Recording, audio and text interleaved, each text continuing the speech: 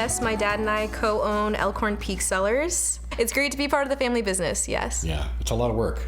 It is a tremendous amount of work, but it's a labor of love, and sometimes it really feels like work, but a lot of times it doesn't. So if things get too stressful, I always have a glass of wine close by.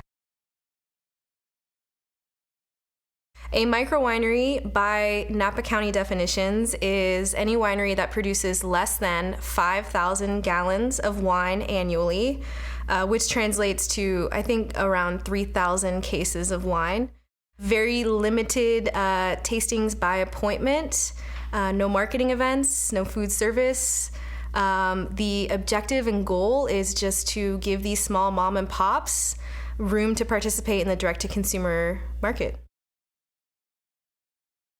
I would agree with that. I think there's a lot of really small producers in Napa who often go unnoticed.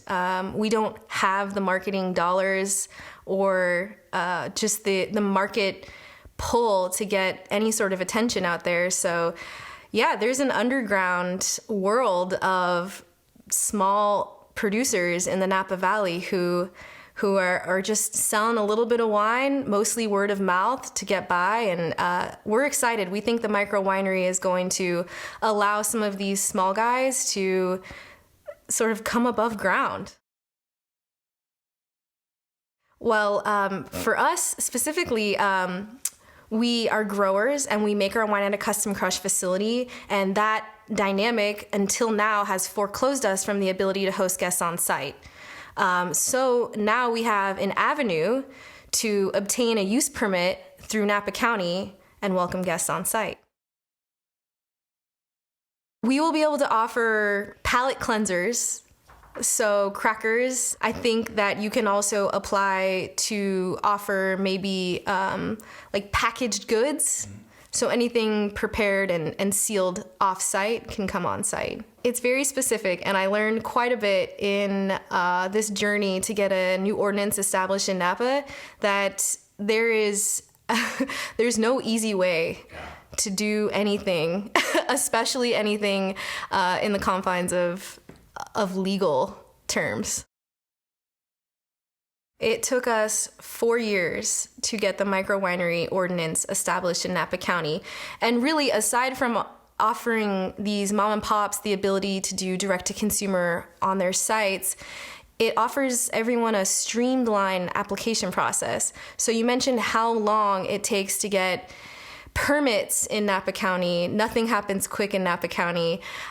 We hope that this streamlined approach to a use permit for micro wineries will shave off years for these small guys. And as you know, with government, time is money. So if we can streamline the process and make it a shorter process, it saves money. So considering it takes on average maybe 2 years from application to opening your doors, if you go quickly, that doesn't leave much room to mess around during this probation period. So we are acting fast. We've already begun the initial site evaluations that are required, and we're recommending all of our members do the same, because last thing we want is for this ordinance to sunset and all of our friends not get their micro wineries open as well. Opening up a micro winery on your site is no small task. It's no easy task. My timeline is a year and a half, 2 years. Nothing happens fast, but in 2 years, we'll be releasing our inaugural Cabernet Sauvignon. So I'm thinking big year for us. Yes, we had our first Cabernet Sauvignon harvest in 2021, and it was spectacular and scary, and I'm learning a ton. We have 9 barrels, so just under 250 cases. We've been selling wine since the early 90s, and I can't tell you how many people have requested a Cabernet Sauvignon from us.